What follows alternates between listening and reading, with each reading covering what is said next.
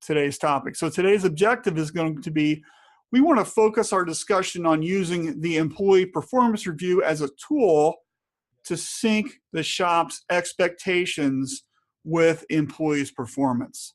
So if your shop is like any shop I've either managed or been to, you've got rock star employees, you've got some people who do what they're supposed to do, and then you usually have what I call the deadwood, which is people you're not really sure why they're even working for you and what to do about them. So the performance review is really about elevating that and making sure that things happen appropriately. So here's what we're going to talk about today.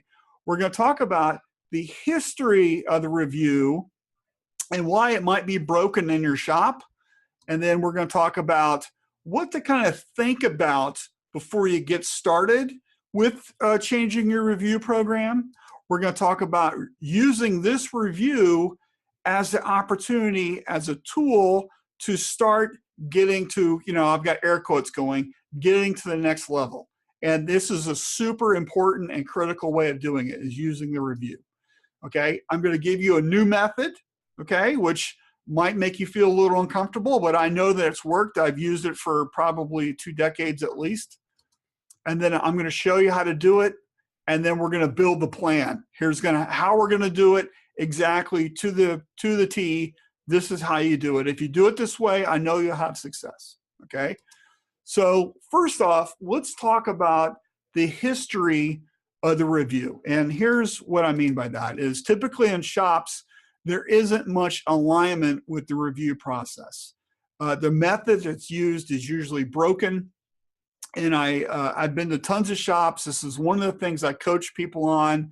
And these are universal across the board. Do any of these sound familiar? And this is why it's kind of broken, okay? You've got employees constantly begging for more money. Their hands out, their rent's due, they don't have enough money. Maybe they make poor lifestyle choices or whatever, or maybe they worked there for a number of years. You've never given them a raise, but they're always got that hand out.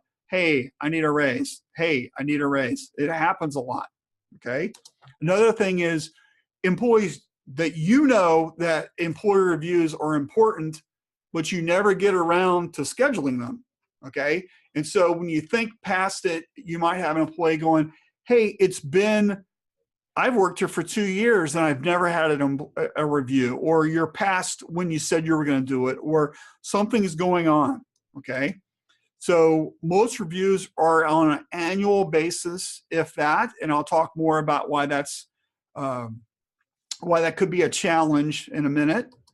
And then you might even have employees in your shop that have never had a review.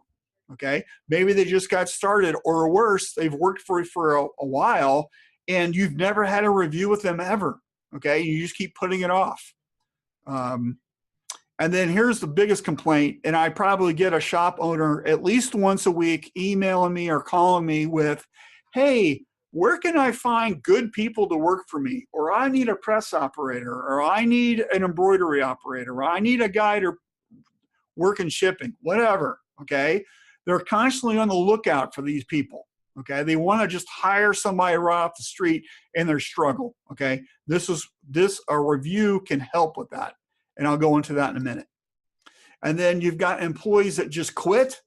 You hired them back in July, but by now they've already left. Or even worse is that you've got long-term employees that quit and they give you some lame excuse, or maybe you don't even know why. You thought that guy or girl was really loyal, but it turns out that they're leaving, and not having a good review process could be the culprit. So, and then the last thing is that defend the castle attitude. So I write about this a lot in my blogs and stuff, which is really, you've got departments pointing fingers at the other departments. So for an example for that could be the art department really hates the sales teams because they just throw stuff at with the do something cool kind of creative brief.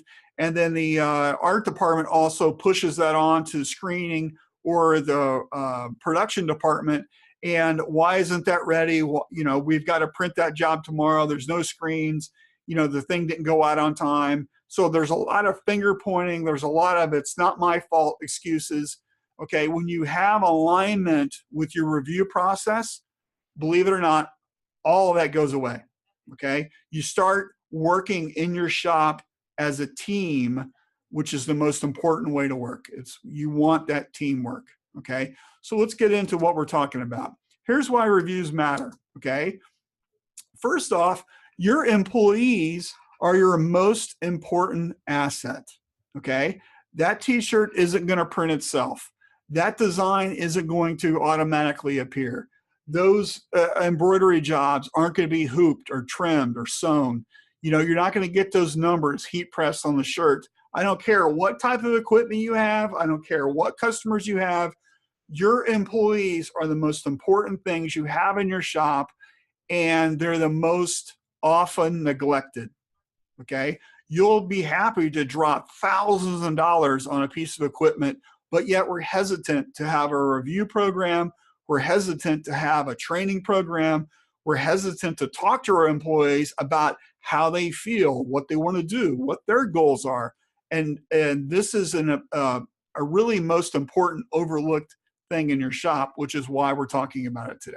Okay, so your shop culture and entire workplace vibe is driven by your employees.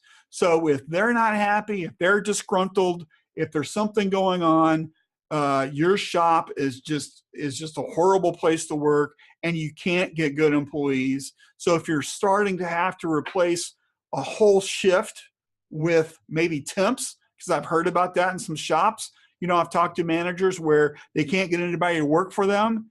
It could be because how you treat your employees. So think about that. People want to be heard. They want to be listened to. They want to know that their thoughts matter, that their work matters, that their ideas matter. And this is an employee performance review is the perfect opportunity to talk about that. Okay, people want to be challenged and learn something new. So they could have come in your shop as just the more or less a flunky employee. It's somebody you've got to help move some stuff around, or maybe they're just a catcher, whatever. But you know what? If you start training them, if you start challenging them, if you start saying, hey, let me show you how to do this, how to mix ink, or how to run a press, or how to do this skill, okay? People love that stuff because they're not just doing the grunt work. They're actually being challenged to learn more and to contribute. And that's what people, as a core, value of the person, that's what we want. We want to be challenged. We want to learn something new because that makes things more interesting. The review process is a place where that can happen. Okay. Career is a word that means professional progression. So you might have just hired somebody just for this one task. Okay. And then 3 years later, they're still doing the same thing.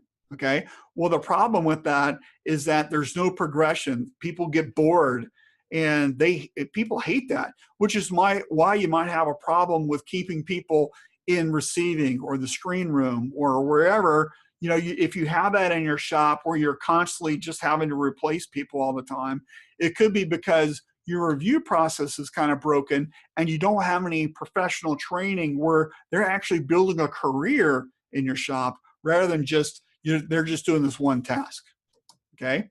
So if you're a business owner, you're a manager, you're a department head, you're somebody, maybe you're just somebody that works at a shop and you're listening in today. Okay. These are the key leadership questions that you need to ask. You need to define these in your shop, because this is going to help build your outlook for the entire performance review process, your training program, how you deal with employees. This is some pretty heavy stuff. So here we go. So the first thing is, have you painted a thorough big picture for expectations? And what I mean by that is, it isn't just, hey, you're printing these shirts today, but talk about the big picture about what we're doing in our shop, who our customers are, what do they need, what do they want, what is the life cycle of that order, how you act as a team. So it isn't just, this is a job that has to go out Friday and I've done my part and I don't care. The big picture is that this job needs to go out on Friday, but we're going to have it finished on Thursday so it ships on time. Here are the quality control things that we need to be doing. Here's how we're going to elevate what we're doing in our shop. It's the entire thing. It's the holistic point of view. When your shop defines that type of stuff, you can use that employee performance review process as a way to help get to where you want to go. One of the things that I've coached people with is what I call my Mount Everest story. Okay, so this is big picture thinking. So the Mount Everest story goes something like this: is we're as a team going to climb Mount Everest. Okay, so that's your big picture goal that's way over there in the future. We're going to climb this mountain, and that mountain could be anything. It could be we're going to double our sales, we're going to get enough work to buy our first auto, we're going to start a second shift, we're going to promote so-and-so as the floor manager, whatever it is. That's that big picture thing that's over there in the horizon. So where are we right now? We're right here at base camp. We're trying to figure out the route. We're trying to figure out what we need. Do we have enough rope? Do we have enough ladders? Do we have the right clamp-ons to put on our boots to travel over the ice? We're trying to figure all that out. And what we need to work for as a team is enough information and assignments and duties and the accountability to be able to hit our benchmark landmark items to get to the top of the summit. So that's the big picture when I'm talking about that. So I don't know where you are in your journey in your shop, but if you're not doing that type of stuff, your staff might not know what's expected out of them, which is why you might just see people just going through the motions. They do a lot of leaning when, there isn't enough for them to do. They'll just sit there and they'll wait for somebody to say, hey, what are you working on? Instead of volunteering to go help somebody else finish their task. Okay, so when we are aligned with big picture, we're aligned with getting everything done and completing the work as a team. I know that's a lot, but that's what I'm talking about. The next thing is the rule of three. Okay, so this is a favorite topic of mine, okay, which essentially says the rule of three is that for every single core task in your shop, you need to have at least 3 competent people trained to do it. So if you're only a 2-man place, okay, so the rule of 3 means everybody does everything. But if you're like 10 people, 20 people, more in your shop, you need to have 3 people trained in some things. And let me go over that real quickly. So the rule of 3 could be, hey, do you have 3 people that know how to burn a screen, mix an ink color, ship to Canada, quote a job, set up a job, change the, have a thread break, be able to change that in embroidery, or be able to set up a job quickly on press, or, pack up an order or hang tag something or whatever. Every single core task that you have in your shop, okay, when you have 3 people who know how to do it, okay, then that one main person, okay, if they're on vacation or sick, the next person steps in, okay? Let's say something happens to them. You still have another person that can complete that, okay? So if this was a football team, this is what happens when somebody gets injured in the game, your starter gets injured. If you've got qualified people, they can step in and there isn't much drop-off, okay? It might take them a little longer to do something, but they're still being able to ship that job to Canada and know how to fill out the paperwork. It isn't your role in your shop isn't so much about, can Susie do it? Okay, so if Susie's out, nothing gets done. It's about your core competencies and making sure things are happening correctly. So the rule of 3 is something that I really wish a lot of shops did more of, because I really think it would help them. So make sure you have something like that in your shop. So if you're an owner or a manager, ask yourself, do you have that for every core task in your entire business? The next thing is, are you solving proactively the needs for your growth and for your infrastructure? Okay, so really, a lot of people think that growth is kind of a 3-legged stool. Okay, so you've got, can you do sales? Can you do production? And then also, can you do the training to keep everything going so you're growing all at the same time? Okay. So what's really great here is that you know that months from now, your busy season's coming up, you might need a second shift, or you want to buy another press or another machine or whatever you need to do. Are you proactively training somebody for that position that you know you might need months in advance? And that way, when it comes time to deploy that, you've got somebody already trained in that. Okay. That could be a manager. Okay. You know you're going to need a manager. So when you do the Saturday shift, are they coming in to run the floor? Okay. It doesn't matter what it is, as long as you're proactively thinking about that and you have a plan. Okay. So we're going to go into that in more detail in a minute. Okay. So during your performance reviews, or even just walking around your shop, when you get feedback, do you do something with it? So when somebody says, hey, this isn't working right, or you need some help, or how come we need some more people over here, do you actively take those suggestions and do something with it? Okay. Or does people tell you stuff and then nothing ever happens? Okay. Which is what I see sometimes. Because what happens when that occurs is that people will stop telling you stuff. Okay. So when you go, hey, how long has this machine been broken? Oh, it's been broken for 6 weeks. Well, why didn't you say something? I didn't say something because every time I tell you, you don't do anything. Okay. So if that happens on your floor, you're not really engaged with your employees. Having a great performance review program will get you that engagement, so people will tell you stuff. Okay. And here's one for these solopreneurs or people who really don't have a lot of staff. Are you a control freak that feels that they have to do everything? Okay. And by this, I mean, you're the only person that can separate the art. You're the only person that can quote a job. You're the only person that can set up a job on press. You're the only person that can reclaim screens or burn screens or, do the shipping, whatever. Okay. I'm here to tell you that the more that you delegate, the more that you train people, the more that you solve your own problems, the faster you'll be able to grow and scale your business. Okay. So what you have to do is you have to let go. Okay. I know it's really hard, but you have to let go. You have to let your staff make mistakes. You have to let your staff get trained. You have to let your staff get moving with things. And what'll happen is you're not going to be working so much in your business anymore. You're going to be able to work on your business and grow it. Okay. So for control freaks out there, your performance review plan is a way that you kind of release that because there's a plan for it. Okay. So let's talk about the performance review as a tool. Okay. So first off, shops are busy places. Okay. Usually there's little time to focus on an employee's career path or their goals. Okay. We're all focused on that order that's going to ship out on Wednesday. So we're not really thinking so much about, hey, did we give this employee a review or what their feelings are or whatever. Okay. And then what happens is, you need to do it. You need to do it. You just keep putting it off. And then half a year or 2 years has gone by and nothing has happened. And that employee who you hired with lots of promises of great things becomes a little frustrated. They become a little bitter.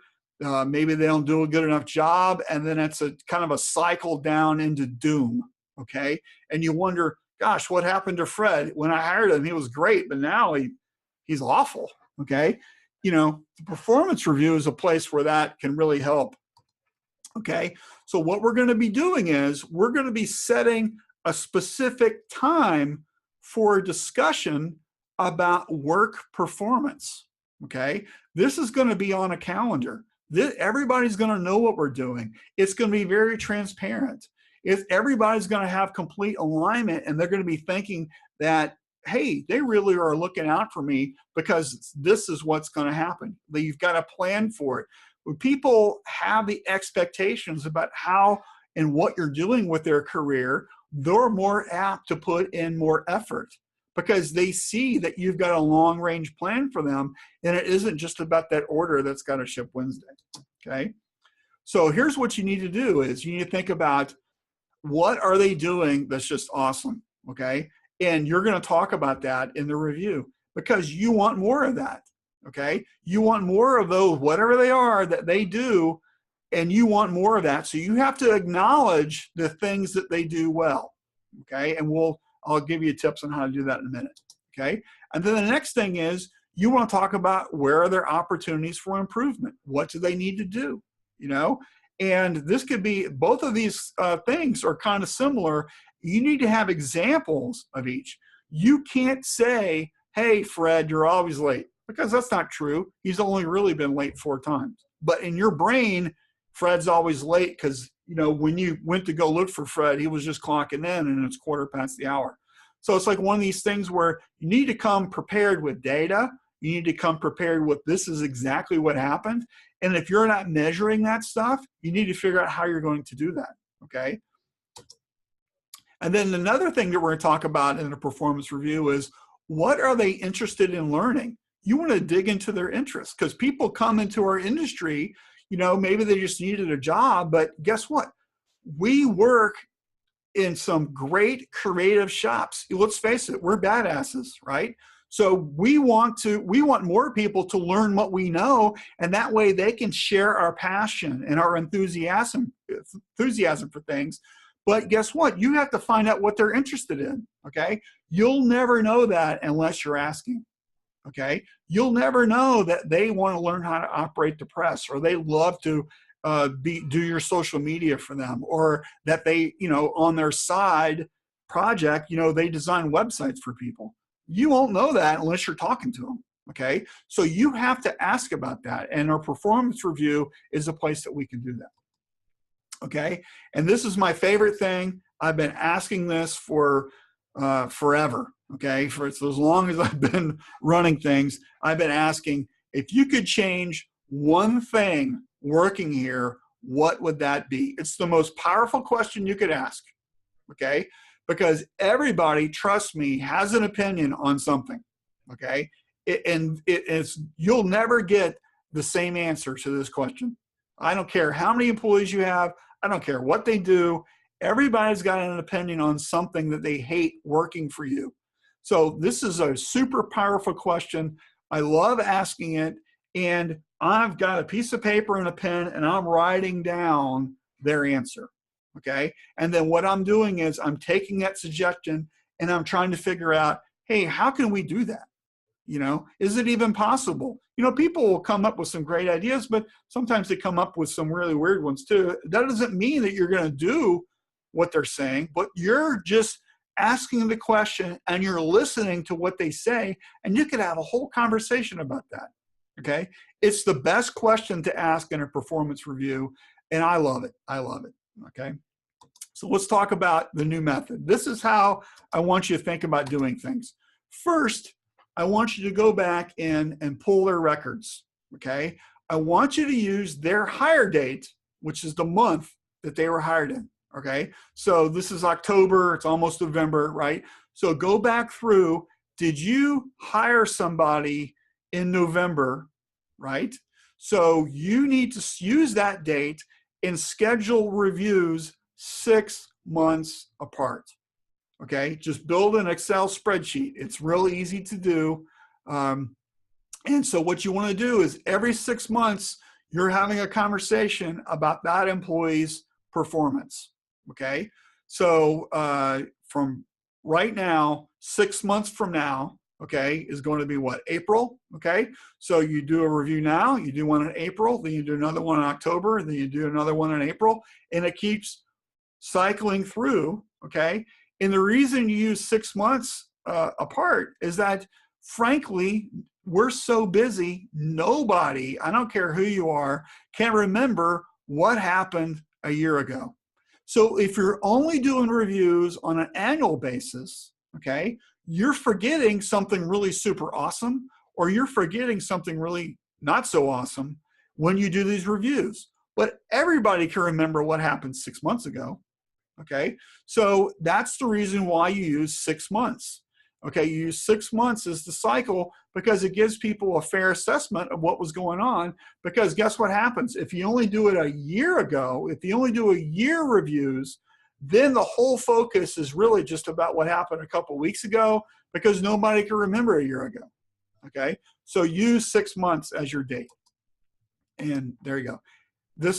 So you do a 6-month review, and then annual review is the one that you use for your compensation discussions. Okay, so when you promote this, everybody knows, okay, if you were hired in October, October is the month that we're going to use when we talk about if you get a raise or not.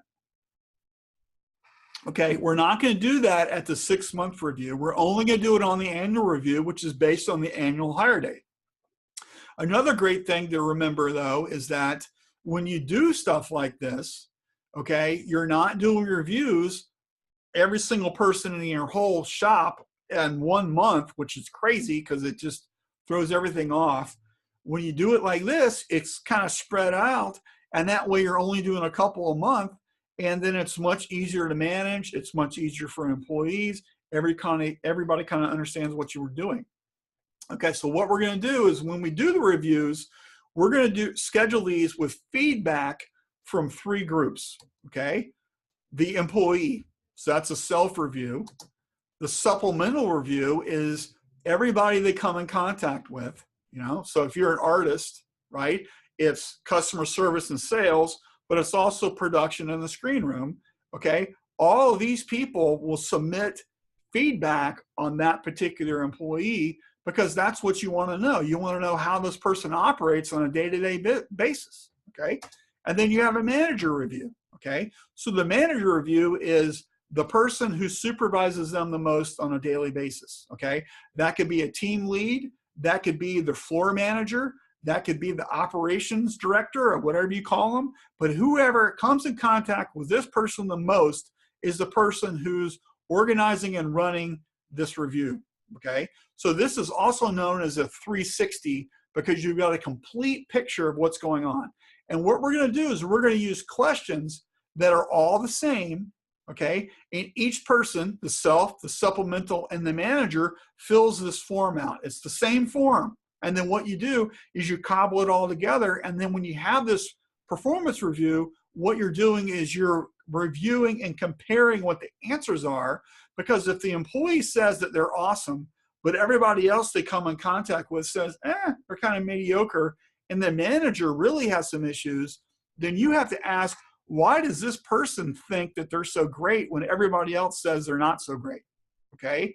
And so it's like one of these things where you're having this discussion, you're comparing what everybody says, and then what you're going to do is you're going to learn from that, and you're going to get everybody to be in alignment with how that employee's performance is based on. Okay, so let's talk about the form to use, okay?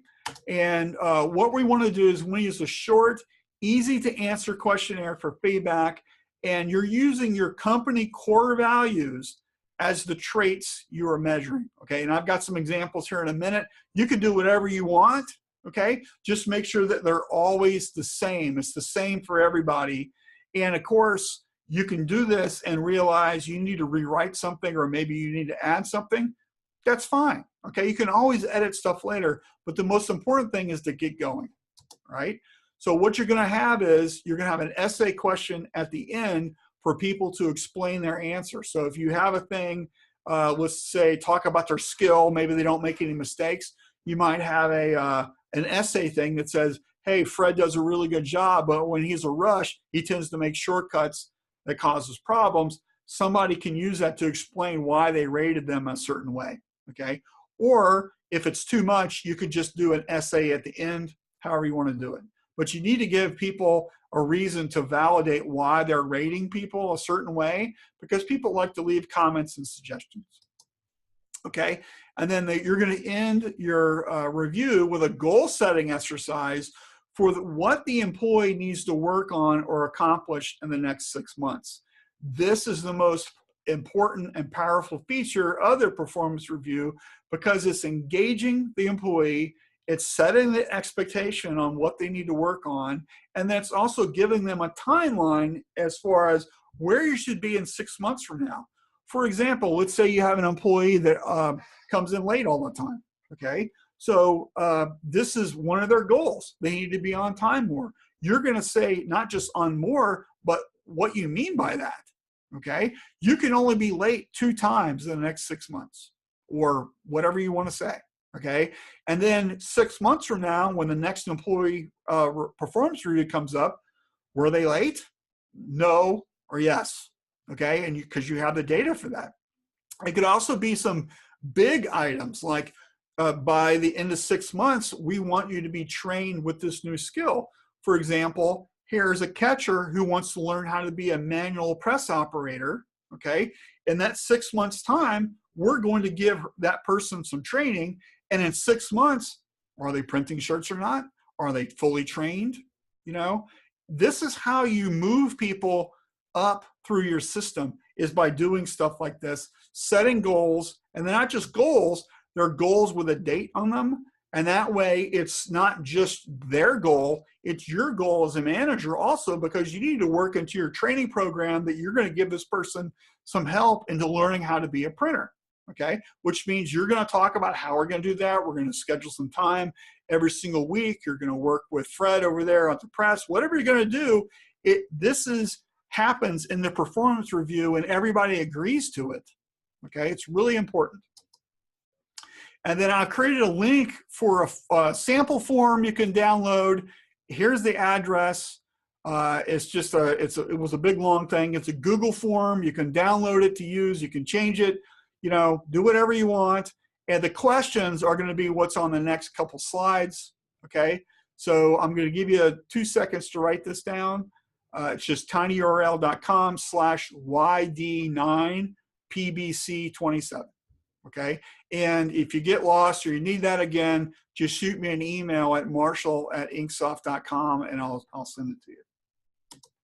Okay, so here are the questions I want you to use. Okay, so here's what you do: each of these, there's 10 of them.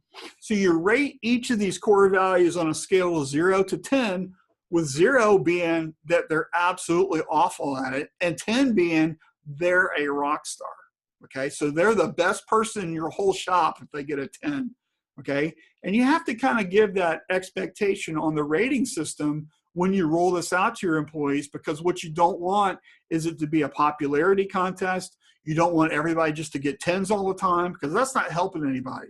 You want people to rate each of these ideas for that employee and be really fair and honest about it.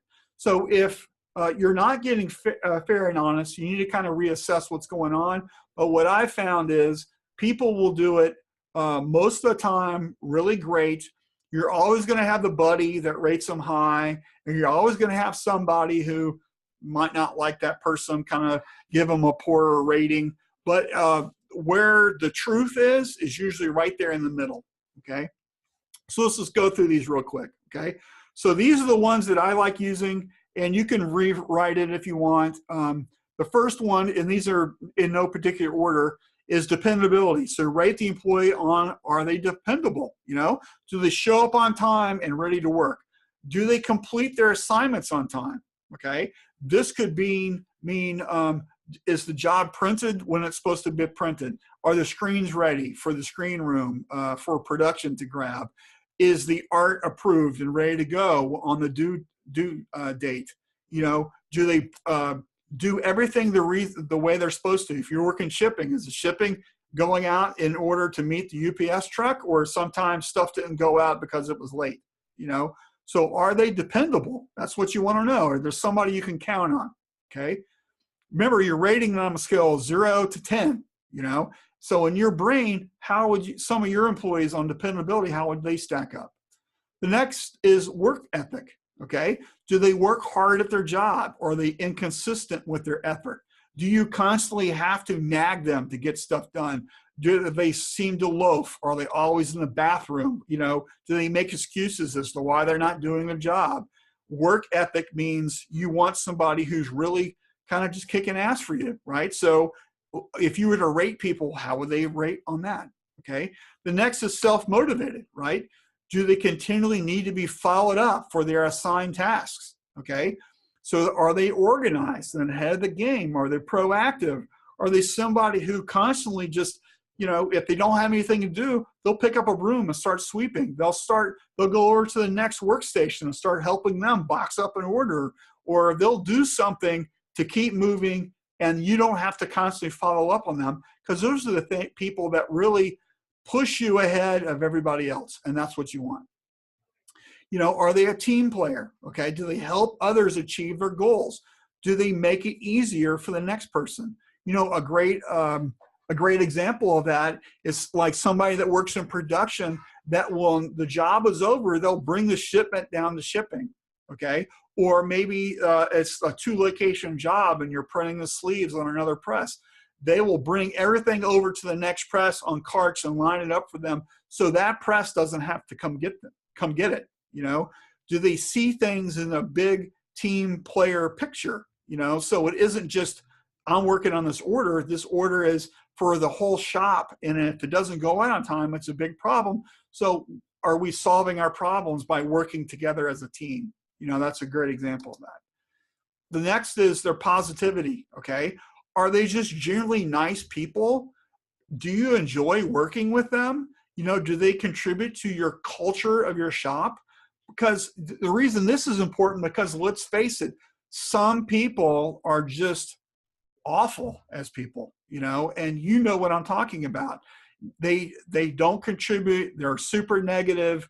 You don't even know why they're around. They're always arguing. It's a giant debate. It's just, why are these people working for you? Sometimes you question that, okay? So that's the reason positivity is a thing, because on the other side of the scale, I'll bet you money that you've got 2 or 3 people where they're your favorite employees because they're always happy, they're always smiling, they're always bringing in cookies, they're always doing things for other people. You know what I'm talking about, right? The next thing is communication, okay? This is all about active listening. So it's really about, do they follow up? Do they ask good questions? What's their style like? If they have a customer-facing role, are they good on the phone? Do they great email? Do they, maybe you do texting and stuff? I don't know. So it's like one of these things, how good are they on communication? So if you tell somebody to do something, right, do they understand it right away, or they just nod their head yes, and then when you check back, they haven't done it yet because they didn't know what you're talking about, okay? So communication is a skill just like any other, so you want to rate them on that. The next thing is skill at their job, so you hired them to print, or you hired them to design, or you hired them to go out and sell, how good of a job do they do with that? Do they make a lot of mistakes? So you can see skill at their job is only one of 10 things, okay? So, because it takes more to have an employee than just he knows how to print, because he's got to work with other people, but he still has to print. So are they good at what you've hired them to do? The next thing is customer service. So you have internal customer service where, if you're the screen room, your customer is production. Also, how they interact with the art department, that's all customer service. But it's also how you deal with customers. So you might have a customer walk into the shop, or deal with shipping, or deal with, a department head or something. So maybe you've got the interaction. So how good of external customer service do they have? So this is super important as well. And then flexibility, on our shop floor, we change things sometimes. There's new information. We have to mix up an order. We need to print this job in front of that job or whatever. Are they really good about being flexible, or is it a giant argument every single time something happens? Okay. How flexible are they? Can they adjust? That's really super important. And then the last thing is the intangibles. Okay. So if you're going to pick a team, think about all your employees.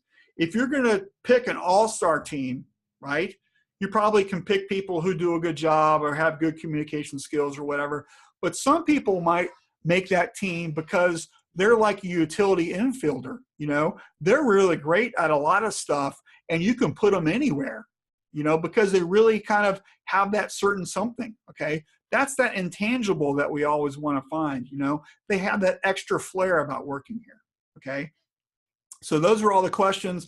Then I would have a comment section, and then I would have a goal section. So you can list goals that you need to use. Okay. So again, you can find that tiny URL link, and if not, you can just email me and I'll send you these. You can edit this all you want, but I'm going to keep moving a little quickly here. I don't want to run out of time.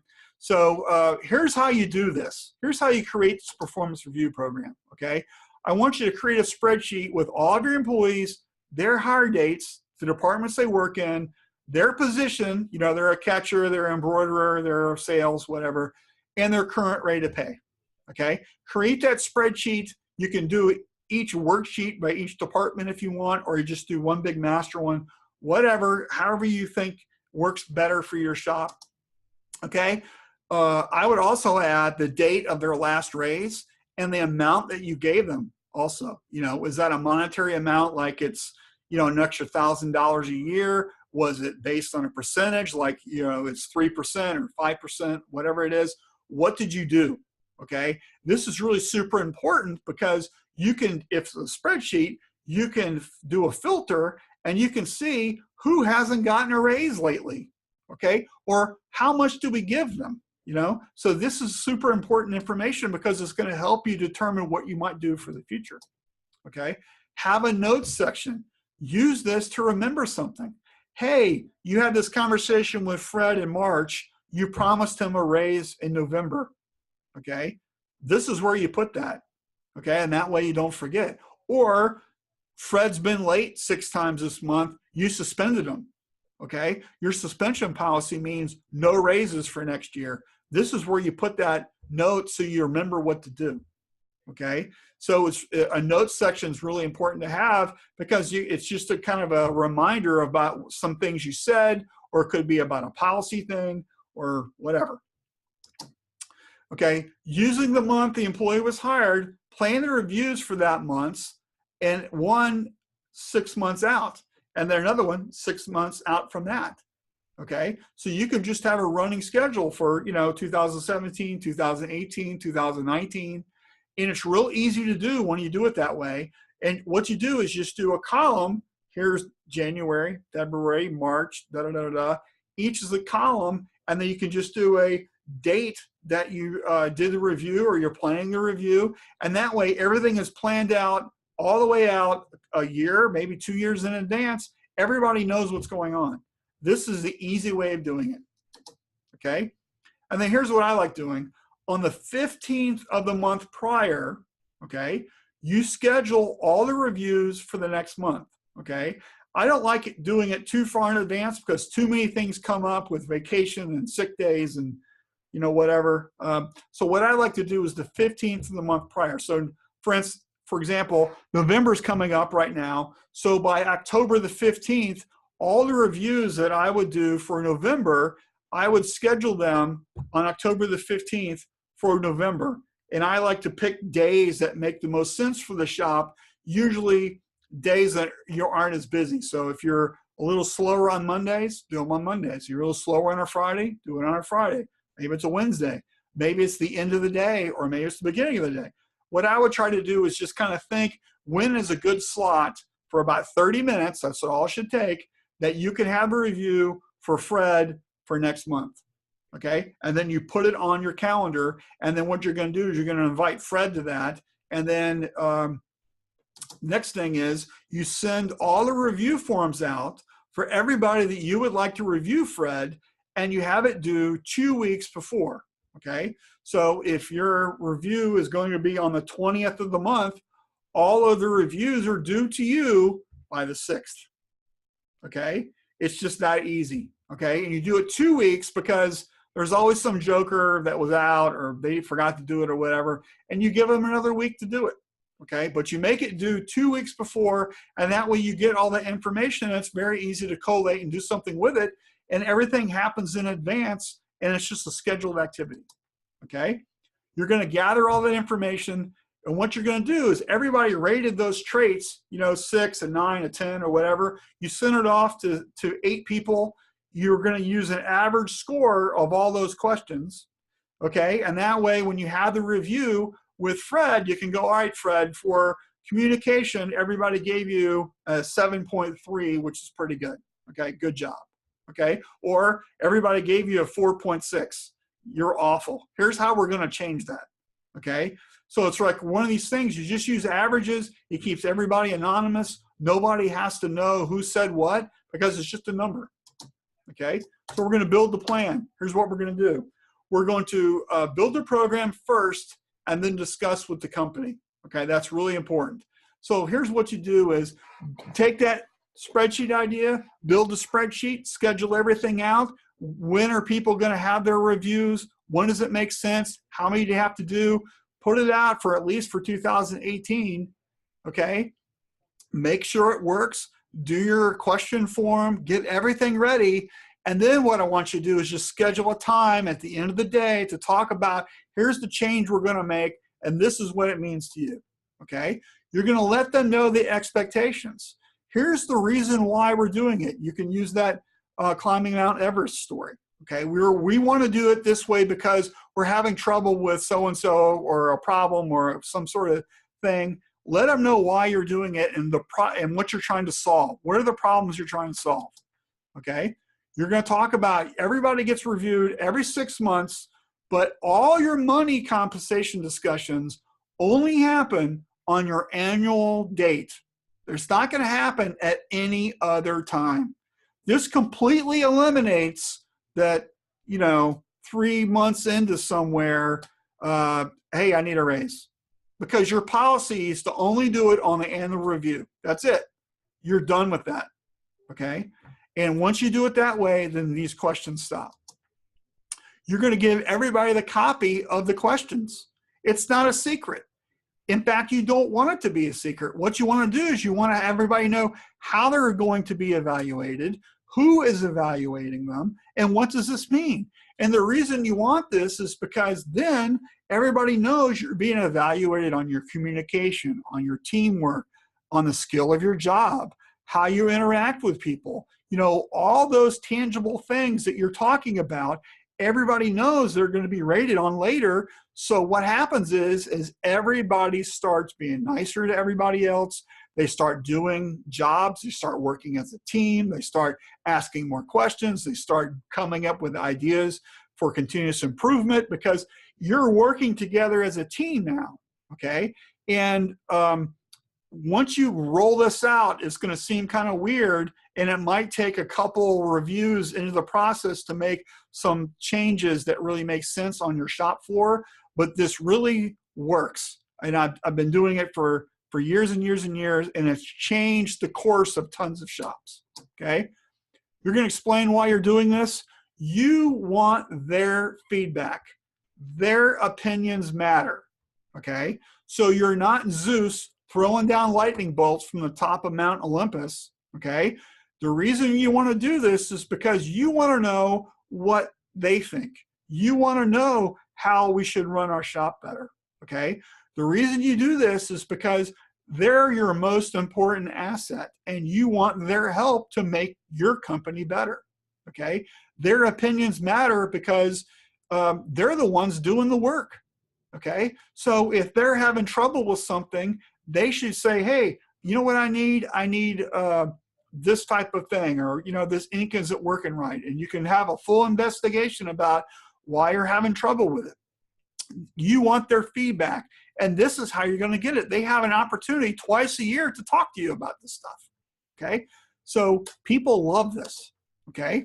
And let me tell you, and I just said it a minute ago, it's going to feel really weird at first, especially if you're like a lot of shops where the raise has always been based on, did they show up on time and how many days did they miss, okay? And it's not been based on their actual work, okay, which is what a performance review should be based on, the work that they're doing, okay? So I know it's a lot of work to roll this out, and it's going to make a lot of people feel kind of uncomfortable and awkward, but trust me, if you do this, what'll happen is your team will stop operating in silos and they'll start operating as a team like you want them to, okay? Because people will see how they fit into the whole food chain, okay? So anyway, so that's kind of the presentation. And so we're going to open up the floor for some questions. And so please use the chat feature and, excuse me, the question and answer feature. So instead of the chat, and then I'll answer any questions you guys might have. I've been doing this for a long time, and I know it really works. So feel free to kind of type some in. In the meantime, while we're waiting for some questions to be answered, I'm going to go ahead and let you know that you can contact me at marshall@inksoft.com. Here's my phone number, 480-351-0740. And all right, so here's the first question. Do you have a copy of this you can email? Of course. Okay, so just send me your email at marshall@inksoft.com, and I'll send you a link to this presentation. And then also I'll give you a link to the sample review questions if you'd like it. I'm happy to help you guys. And also, if you're thinking about redoing this for your shop, let me know if you've run into a roadblock or some friction or whatever, and I'll happily help you with it. Okay. All right. So here's the next question: is do you have any instances of employees that you need to terminate, and the employee review process becomes a problem? Okay. Well, that's true. So what happens a lot of times is you need to let somebody go, and you haven't talked to them before about it, or maybe you don't have a good policy about what you might need to be doing. So the employee review process, it's hard to say, sometimes is the last step where you say, hey, if you don't straighten up, this is what can happen to you, and it becomes a big thing. I would recommend actually having lots of contact with people, and if it comes down to the point where you need to make a change, they know it's coming and it isn't a giant surprise. So that's the best way to run your floor. But if you need to use your employee review program to deal with that kind of stuff, it's really great, because then you're documenting what they're not doing right. And if you're doing it twice a year, then you've got two instances where you talked about the same thing. So if should anything happen, and maybe you got to go to unemployment court, you've got situations where, hey, we talked to you about this. Here's two examples. And that way it isn't a surprise. Okay, somebody asked, do you let employees know the question list when they get hired, or just 2 weeks before? That's a great question. Well, what I like doing is everybody has the questions. You can post them. You can give it to them when they're hired if that's what you want to do. The goal here isn't that it's a test. The goal here is that you want to be transparent, and these are the things that you're being evaluated on when you work here. Okay, so it's really important that everybody knows that if you're going to be not just you, but the employee is going to have a self-review, plus who they come in contact with is going to have review opportunity for them as well. Every kind of sees what's going on, and they know what the questions are about, the more apt to behave in a different way. So you kind of want to get that out in the open. You don't want to make it, hey, this is a giant surprise 2 weeks before your review. So get it out there, have a meeting about it, post it in the break room, give everybody a copy to take home with them, so everybody kind of knows what's going on. Maybe you even put it in your employee handbook. So it's just one of these things where you want everybody to understand why they're being evaluated, what you're evaluating them on, and here's the reasons. This is what we're trying to accomplish here. We're trying to make sure everybody operates the same way, with the same standards, with goals that we as a company are trying to achieve, and that's why we're doing this. Okay.